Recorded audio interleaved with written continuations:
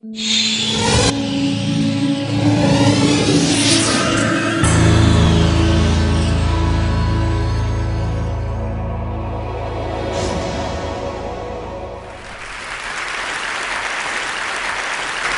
I'm going to give you a story. It's an Indian story about an Indian woman and her journey. Let me begin with my parents. I'm a product of this visionary mother and father. Many years ago, when I was born in the 50s and 60s didn't belong to girls in India. They belonged to boys. They belonged to boys who would join business and inherit business from parents. And girls would be dolled up to get married. My family in my city, and almost in the country, was unique. We were 4 of us, not one, and fortunately no boys. We were 4 girls and no boys. And my parents were part of a landed property family. My father defied his own grandfather, almost to the point of disinheritance, because he decided to educate all 4 of us. He sent us to one of the best schools in the city and gave us the best education. As I've said, when we're born, we don't choose our parents. And when we go to school, we don't choose our school. Children don't choose the school. They just get the school which parents choose for them. So this is the foundation time which I got. I grew up like this, and so did my other 3 sisters. And my father used to say at that time, I'm going to spread all my 4 daughters in 4 corners of the world. I don't know whether he really meant, but it happened. I'm the only one who's left in India. One is a British, another is an American, and the third is a Canadian. So we are 4 of us in 4 corners of the world. And since I said they're my role models, I followed 2 things which my father and mother gave me. One, they said, life is on an incline.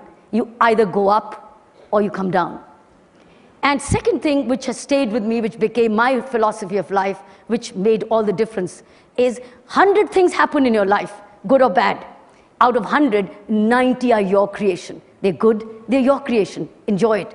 If they're bad, they're your creation. Learn from it. 10 are nature sent, over which you can't do a thing. It's like a death of a relative, or a cyclone, or a hurricane, or an earthquake. You can't do a thing about it. You've got to just respond to the situation. But that response comes out of those 90 points. Since I'm a product of this philosophy of 90-10, and secondly, life on an incline, that's the way I grew up. I grew up to be valuing what I got. I'm a product of opportunities, rare opportunities in the 50s and the 60s, which girls didn't get. And I was conscious of the fact that what my parents were giving me was something unique, because all my best school friends were getting dolled up to get married with a lot of dowry. And here I was with a tennis racket and going to school and doing all kinds of extracurricular activities. I thought I must tell you this. Why I said this is the background. This is what comes next. I joined the Indian Police Service as a tough woman, a woman with indefatigable stamina, because I used to run for my tennis titles, etc. But I joined the Indian Police Service.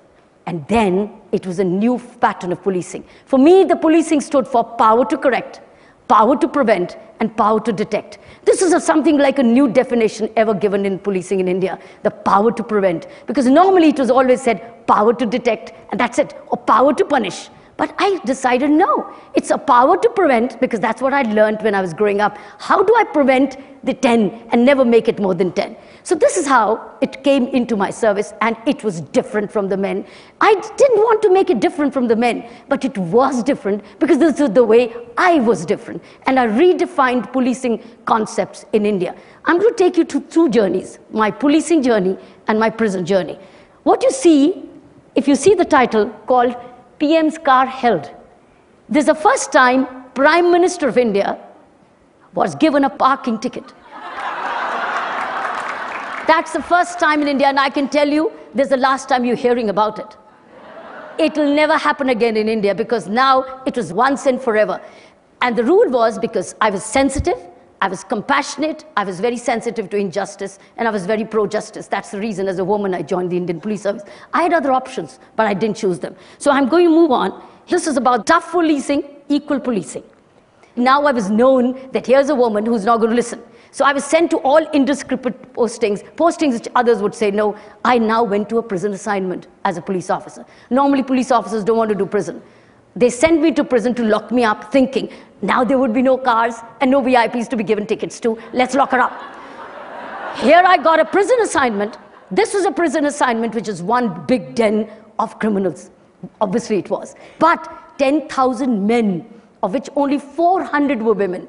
10,000, 9,000 plus about 600 were men.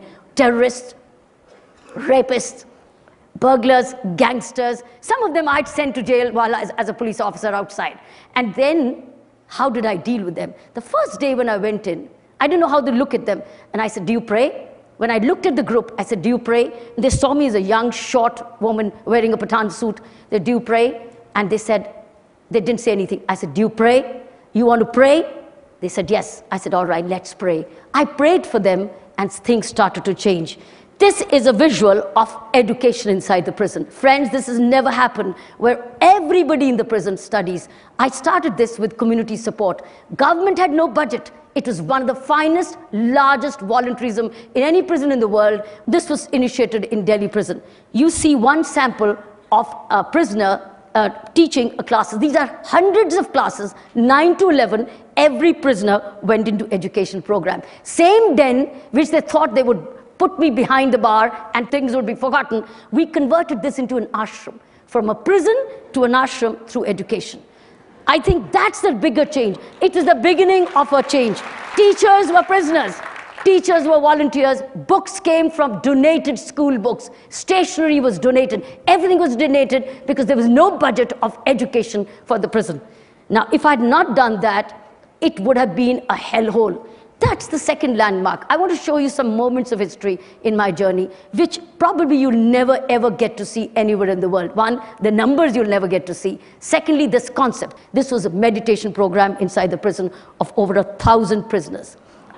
1,000 prisoners who sat a meditation. This was one of the most courageous steps I took as a prison governor. And this is what transformed. You want to know more about this? Go and see this film, Doing Time, Doing Vipassana. You'll hear about it and you'll love it. And write to me on kiranbedi.com and I'll respond to you. Let me show you the next slide. I took the same concept of mindfulness, because why did I bring meditation into the Indian prison? Because crime is a product of distorted mind. It was distortion of mind which we needed to be addressed to control, not by preaching, not by telling, not by reading, but by addressing your mind. I took the same thing to the police, because police equally were prisoners of their mind, and they felt as if it is we and they, and that the people don't cooperate. This worked. This is a feedback box called the petition box. This is a concept which I introduced to listen to complaints, listen to grievances. This was a magic box. This was a sensitive box.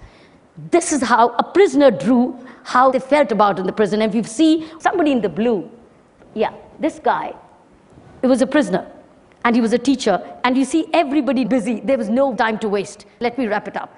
I'm currently into movements of education of the underserved children, which is thousands. India is all about thousands. Secondly is about anti-corruption movement in India. That's a big way. We, as a small group of activists, have drafted an ombudsman bill for the government of India. Friends, you will hear a lot about it. That's the movement at the moment I'm driving, and that's the movement and a mission of my life. Thank you very much. Thank you. Thank you very much. Thank you. Thank you. Thank you. Thank you.